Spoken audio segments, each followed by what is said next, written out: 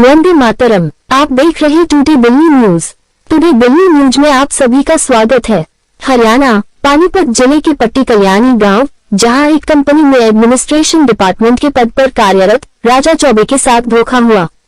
दरअसल कैरियोरामा cosmetic private limited में कार्यरत राजा चौबे को मदन छोकर और उनके पुत्र अभिषेक छोकर ने पानीपत में कैरियोरामा लिमिटेड कंपनी को फैक्ट्री लगाने के लिए जमीन देने की बात कही थी, जिसके बदले राजा चौबे और मदन छोकर के बीच 40% फैक्ट्री के हिस्सेदार रहने की बात एक तय हुई। हरियाणा के पानीपत एक गांव थाना समालखा क्षेत्र में एक फैक्ट्री लगाने के लिए राजा चौबे को एक जगह दिखाई। इसी जगह पर फैक्ट्री लगाने की बात तय हुई। अब राजा चौबे अपने आप को ठगा हुआ महसूस कर रहा है। जब उन्होंने इस जगह पर निर्माण कार्य शुरू कर लाइसेंस प्राप्त करने के लिए जब आवेदन करते हैं तो उनकी लाइसेंस बनाने के लिए मना कर दिया जाता है। बताया गया कि यह जमीन का एक हिस्सा वक्फ बोर्ड की है और दूसरा खादी ग्राम उद्योग की है, जिस पर मदन छोकर ने करोड़ों रुपए का लोन खादी ग्राम से ले रखा है। जब राजा चौबे को इस बात की पता चला, तब इस बात को लेकर राजा चौबे मदन छोकर के ऑफिस जाते हैं तो इनके साथ बदतमीजी शुरू होती है, फिर इनकी मार पिटाई कर देते हैं। मदन छोकर और मदन छोकर का बेटा व उसके साथी ने राजा चौबे को बंद कमरे में बुरी तरह पिटाई कर देते हैं। फिर रिवाल्वर दिखाकर उसे धमकी देते हैं, अगर थाना में गया तो तेरी हत्या कर दी जाएगी। अब राजा चौबे की पैर तले जमीन खिसक गई। मदन छोकर एक ठग व क्रिमिनल प्रवृत्ति का व्यक्ति है और इसका यही व्यवसाय है। मदन छोकर ने पानीपत नेशनल हाईवे पर एक टेन स्पून के नाम से होटल, रेस्टोरेंट और शराब पिलाने का तथा कई प्रकार के इलीगल कार्य इस ढाबा के अंदर होता है, यह कहना है स्थानीय गांव वालों का। हमारे पत्रकार रंजीत गुप्ता आज पानीपत उसी क्षेत्र में लोगों से मदन छोकर और बेटा अभिषेक छोकर के बारे में जानकारी लेने के लिए पहुंचे हैं। तो आइए जानते हैं मदन छोकर और अभिषेक की करतूत की जानकारी, साथ ही पुलिस प्रशासन की रवैया। मैं वहाँ सामने में बैठा हुआ ऑफिस के केबिन के बाहर पे काम कर रहा था, तभी वो आके बोले चलो चलो तुमको बुला रहा है। जबरदस्ती मेरा हाथ पकड़ लिया उन्होंने और बोले चलो अंदर बुला रहे हैं, तुमको अंदर बुला रहे हैं। और खींच के तीनों थे और मदन छोकर थोड़ा पीछे में साइड में खड़ा हुआ था, मेरे को अंदर ले गया रूम के अंदर। और सर रूम के अंदर ले जाके पहले रूम को बंद कर दिया। चारों ने मेरे को घेर लिया और आधे सर स्टार्ट हो गया मारने। मेरे कम से कम लेफ्ट कान के पास उन्होंने 5-6 जहाँ पर स्टार्ट कर दिए पूरे मारने। और सर ये हाथ के जो कोनी होते हैं ना सर, इससे भी पीठ पे बहुत ज़्यादा उन्होंने मारा और लात घुसे से सर बहुत मारने लगा। तो सर जब मेरे से ज़्यादा बर्दाश्त नहीं होने लगा, मैं बहुत जोर से आवाज़ करने लगा सर। और साथ में मदन छोकर भी था, वो पीछे भागता आया, बोले इसके रिगार्डिंग अगर तुमने पुलिस की कंप्लेंट करनी है तो तेरे को जान से मार दूंगा और आज के बाद तू फैक्ट्री में मेरे को मत दिखना। तो सर मैं तो बहुत ज़्यादा उस टाइम। मैं रणजीत गुप्ता और आप देख रहे हैं today Delhi news. Today Delhi news में आप सभी का स्वागत है। आज मैं आया हूं हरियाणा के पानीपत पट्टी कल्याणी गांव है और जहां पर कि लोग यहां पर ठगी के शिकार बने हैं। आइए मैं उन्हीं की बात, उन्हीं की जुबानी सुनाते हैं। सर्वप्रथम सर आपका शुभ नाम क्या है? मेरा नाम राजा चौबे। क्या हुआ था आपके साथ, आप किस तरह से ठगी के शिकार बने? सर ये मैं कैरियोरामा कॉस्मेटिक्स में एडमिनिस्ट्रेशन पद पे कार्यरत हूँ। 22 की बात है सर, शाम का समय था। ये मेरे को पता चला था कि वक्फ बोर्ड की जो ज़मीन है इन्होंने हमें फ्रॉड से दिया हुआ था। जब लाइसेंसिंग पार्ट के लिए मैं वहाँ पर गया तब ये बात मेरे को वहाँ से पता चली, क्योंकि वहाँ से हमें लाइसेंस नहीं मिलने लगे। तो इसी के रिगार्डिंग मैं मदन छोकर से बात करने के लिए गया तो उस टाइम तो उसने आग बबूला होकर मेरे को उस टाइम बात में टरका दिया, बोला जी ठीक है मैं करूँगा बाद में बात। और फिर तो थोड़ी देर के बाद ही ये आदेश, नेत्रपाल, सुनील और ये मदन छोकर भी खड़ा। ये लोग कौन थे सर? ये लोग उनके ही कर्मचारी हैं सर, उनके रिलेटेड मेरे को उतना तो पता नहीं है, बट वो लोग साथ में ही थे सर, चारों साथ में ही। चारों आए, उसमें से आदेश ने मेरा हाथ पकड़ के जबरदस्ती, और वो तीनों भी वहाँ पर सामने थे, जबरदस्ती पकड़ के हमें अंदर ले गया मेरे को, बोले चलो चलो वहीं बात करेंगे। और उसमें से मदन छोकर ने दरवाजा सर बंद कर दिया और पूछने लगे क्या हुआ। फिर मैंने सर उसको बताया कि ये ज़मीन ऐसी है सर, इसमें हमें लाइसेंस नहीं मिल रहा है, क्योंकि वहाँ जो LPG बुलेट टैंक लगानी है सर, उसके लिए उन्होंने मना कर रहा है LPG वाले, जो ये वक्फ बोर्ड की ज़मीन है इस पर नहीं हो सकता सर। मेरे ऊपर बहुत ज़्यादा आग बबूला होने लगे। तब और एक जो बंदा था वहाँ पर आदेश, और ये लोग चारों मेरे को चारों तरफ से घेरे हुए थे, बोले इसको ऐसे नहीं समझेगा, इसको बढ़िया से इसको खातिरदारी करो, मारो पीटो इसको। आपके साथ मार पिटाई हुई? जी सर, मार पिटाई हुई उस टाइम। आप किस चीज़ की फैक्ट्री लगाना चाह रहे थे? सर यहाँ कॉस्मेटिक्स की फैक्ट्री लगा रहा था। जी सर, यहाँ सारी मशीनरी जो सर अंदर का काम है सारा हम लोग करवा रहे थे, उसके रिलेटेड जो भी था सर। तो अब मशीनरी कहाँ शिफ्ट हो गई? अब उसी जगह मशीनें सर हमने शिफ्ट किया है, बहुत सारी मशीनें अभी भी अंदर सर रखी हुई है, फर्नीचर का सामान भी अभी उन्होंने जब्त करके रखा हुआ है। अब क्या कह रहे हैं वो? सर उसके लिए तो वो सर पुलिस पे भी इनके रिगार्डिंग मैंने कंप्लेन किया था स्टार्टिंग पे, मार पिटाई के साथ इसका भी किया था, बट उसके लिए अभी कोई कार्रवाई। पुलिस की कार्रवाई से आप संतुष्ट हैं? नहीं सर, पुलिस की कार्रवाई से अभी तक तो मैं संतुष्ट नहीं हूँ, बट मेरे को आश्वासन है कि प्रशासन, जब एसपी साहब से मैं मिला, एसओजी साहब से मिला, तो मेरे को ये पता चला अब वो लोग कुछ कार्रवाई करेंगे इसके रिलेटेड, जिसके एसपी साहब के बोलने के तुरंत बाद ही उसमें एफआईआर लॉन्च हो गया। बट अभी अरेस्ट मैं चाहता हूँ कि इनका अरेस्ट भी हो, क्योंकि इनसे मेरे को जान का खतरा है। तो क्या ये लोग राजनीतिक पार्टी से भी जुड़े हुए हैं? सर मेरे को जितना गांव का माहौल से पता चला है सर, इनकी ये राजनीतिक पार्टी से तो है सर। ज़्यादा ब्रीफ मेरे को उतना नहीं पता, क्योंकि मैं सर काम से रिलेटेड रखता था, अपना काम पे ध्यान देता था। जब प्रेस कॉन्फ्रेंस में उपस्थित रहे राजा चौबे की वकील ने क्या कुछ कहा, सुनते हैं। Advocate Ramesh पंगाल, कैरारोमा cosmetic product limited company है, इनका मैं एडवोकेट हूँ। इसमें अभिषेक छोकर और उनके पिता हैं मदन छोकर, इन्होंने कंपनी जो है कैरारोमा, इनसे अप्रोच किया कि भी आप हमारी लैंड पे कोलैबोरेशन करके इसमें इंडस्ट्री इंस्टॉल करें।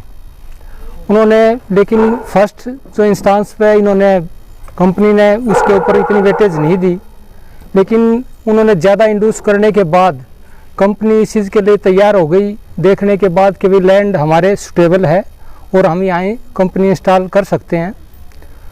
तो उन्होंने इसके एवज में कहा कि भाई 40% शेयर आप हमें दे दें और कंपनी लगा दें, हम लैंड कंपनी के नाम ट्रांसफ़र कर देंगे।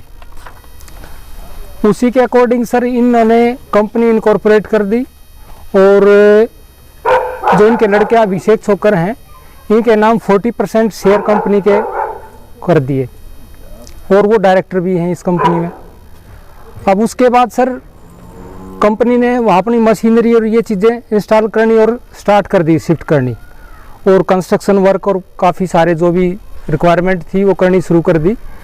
अब कंपनी इनकॉर्पोरेट होने के बाद बात आई लैंड ट्रांसफ़र करने की, कि भाई कंपनी के नाम लैंड ट्रांसफ़र होगा तो उसके बाद ही सारी चीज़ें होंगी। लेकिन अब उन्होंने लैंड ट्रांसफ़र करने से मना कर दिया कि अब नहीं कर सकते जी हम, क्योंकि ये हो ही नहीं सकता लैंड ट्रांसफ़र।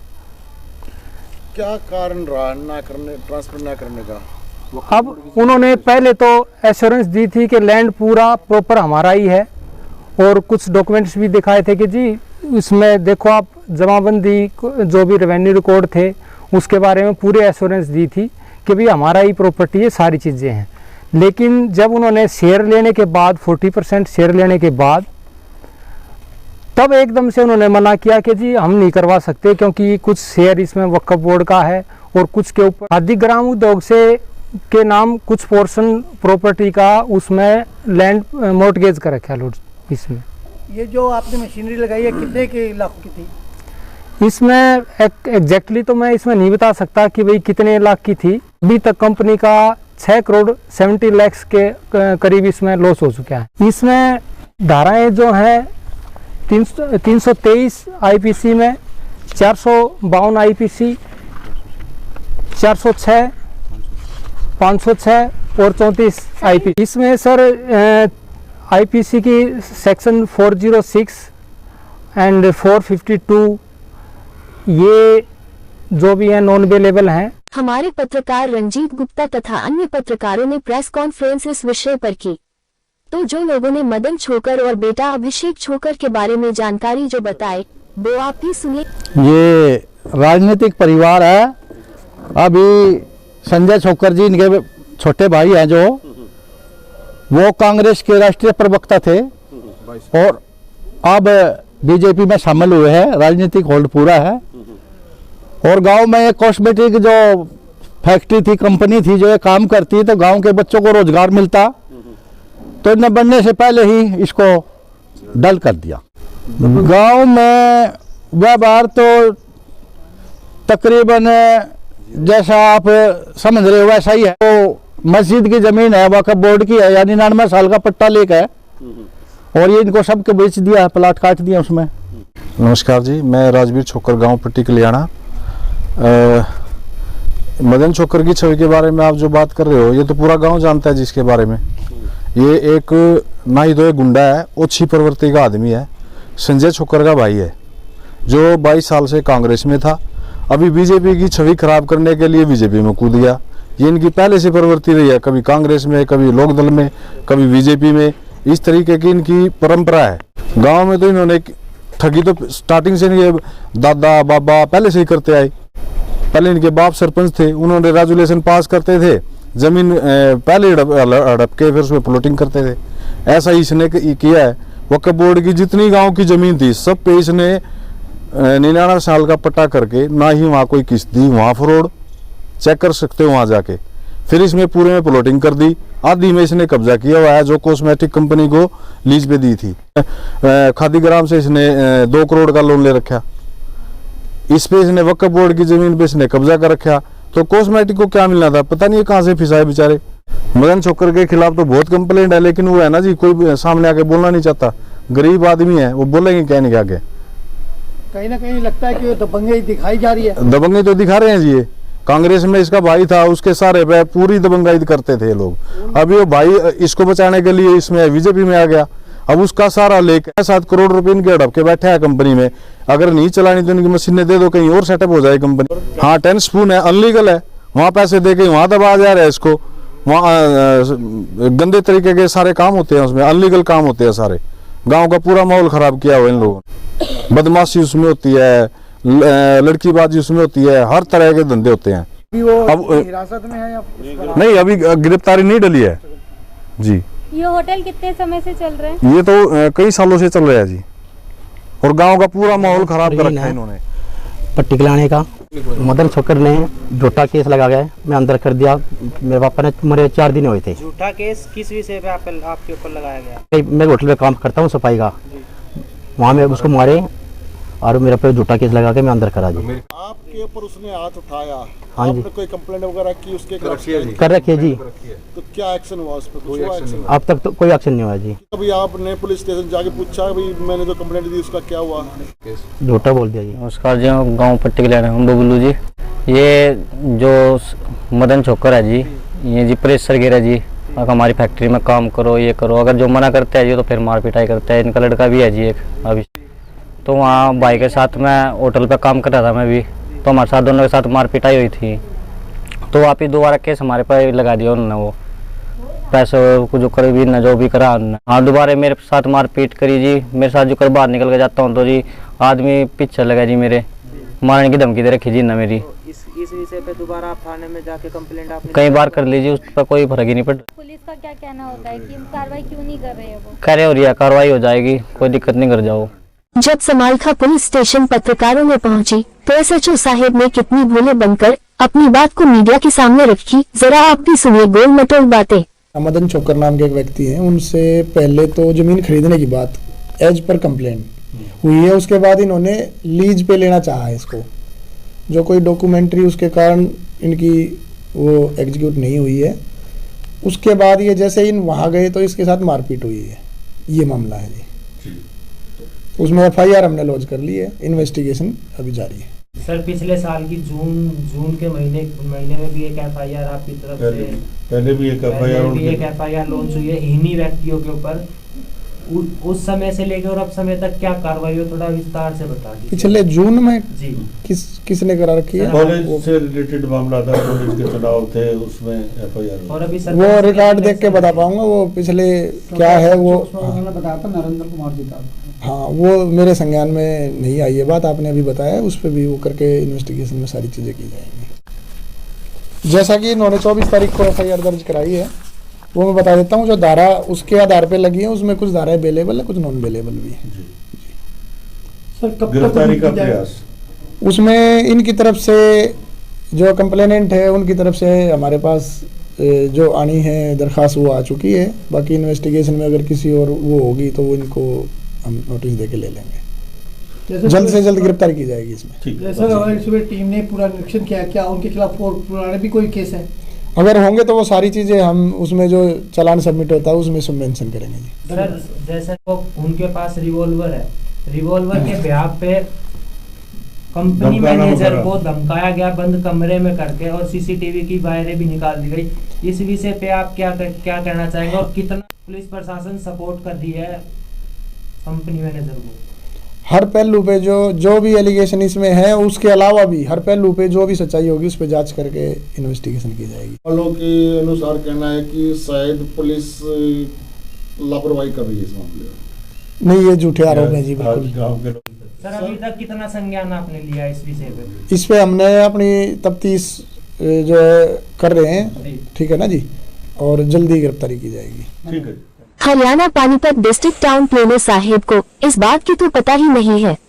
पत्रकारों द्वारा बताए जाने पर क्या कुछ कहा, जरा आप भी सुनिए। देखिए अभी तो ट्रांसफर हुए मुझे 1 मंथ हुआ है यहाँ पे, अभी तो मेरे पास कोई कंप्लेंट आई नहीं है 10 स्पून की। अब मैं उस पर रिकॉर्ड चेक करवा लेता हूँ, अगर नोटिस हैं कोई पहले कंप्लेंट आई हुई तो उस पर हम नियमानुसार कार्रवाई करेंगे।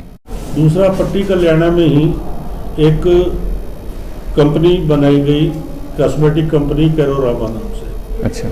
वहाँ 2 लोग पार्टनर्स थे, एक की जमीन थी, नाम है मदन छोकर। ठीक है। और दूसरी पार्टी जो गुड़गांव से आई थी, उन्होंने आके कॉस्मेटिक की फैक्ट्री काउंट की और उन्होंने जमीन को अपना बता के वो फैक्ट्री के लिए जो है एग्रीमेंट किया, लेकिन उस जमीन पे आधी जमीन वक्फ बोर्ड की है, आधी खादी ग्राम उद्योग के पास मोर्गेज है। ऐसे में क्या टाउन प्लानिंग डिपार्टमेंट कुछ इस तरह का एक्शन लेता है अगर कंप्लेंट आती है तो? देखिए अगर हमारे पास परमिशन आती है CLU के लिए किसी फैक्ट्री के लिए तो हम उसके रेवेन्यू डॉक्यूमेंट्स चेक करते हैं। वो तो अगर जिसके ओनरशिप में उन्हीं को परमिशन मिलेगी। अगर इलीगल है तो जिसके नाम पे ओनरशिप है उसको हम नोटिस देते हैं।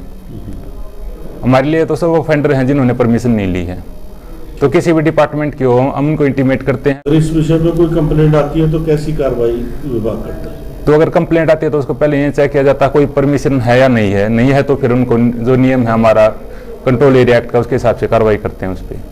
नहीं, जानकारी तो ऐसा है, पहले उस पर शायद एक्शन हुआ है नहीं हुआ वो तो अभी चेक करना पड़ेगा फाइल में, क्योंकि मेरे नोटिस में आने के बाद कोई कंप्लेंट आई नहीं है 1 महीने में 10 स्पून की। अगर आपके माध्यम से मुझे ये मिला है वहाँ पे कुछ चल रहा है तो फाइल निकलवा के उनके जांच की जाएगी क्या एक्शन हुआ है पहले और फर्दर उसमें क्या एक्शन लेना है नियम के अनुसार। टाउन प्लेनर साहिब को जब पत्रकारों ने फाइल निकालने की बात कही तो उन्होंने जवाब में क्या कुछ कहा।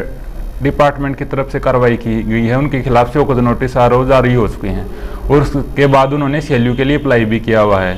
CLU की परमिशन के लिए हेडक्वार्टर में अप्लाई करना होता है, वहाँ से उनको कुछ ऑब्जर्वेशन कन्वे कर रखी हैं जिससे वो कंप्लाई कर रहे हैं, जो लेटेस्ट इन्फॉर्मेशन है। क्या उसमें कोई FIR के भी आदेश हुए? FIR अगर वो अप्लाई नहीं करता CLU के लिए तो उसके खिलाफ हम FIR करते हैं, बट उन्होंने आरोप जाने के बाद डेमोलिशन होने के बाद CLU के लिए अप्लाई कर दिया हेडक्वार्टर में। डेमोलिशन हुआ अभी इसका कभी? अभी डेमोलिशन हो रखा उसका, पहले डेमोलिशन हुई थी जिसके बाद उन्होंने CLU के लिए अप्लाई कर दिया था। एक डेमोलिशन के बाद वो बिना परमिशन लिए दोबारा खड़ा कर लेगा स्ट्रक्चर? अगर वो अप्लाई कर देता है तो मीन टाइम में हम उस पर एक्शन नहीं ले सकते हैं, क्योंकि शायद वो उसका ढाबा कंपोजिशन के लिए आ जाता है। कंपोजिशन में कुछ फाइन भर के बिल्डिंग एज इट इज उसकी रह जाती है, अगर उसके तोड़ देंगे हम उसको अप्लाई करने के बाद तो फिर उसका कोई कंपोजिशन का बनता नहीं है। इसलिए तो नियम के हिसाब से उसको तोड़ते नहीं है ताकि उसको कंपाउंड करवा पाए सरकार में फीस भर के।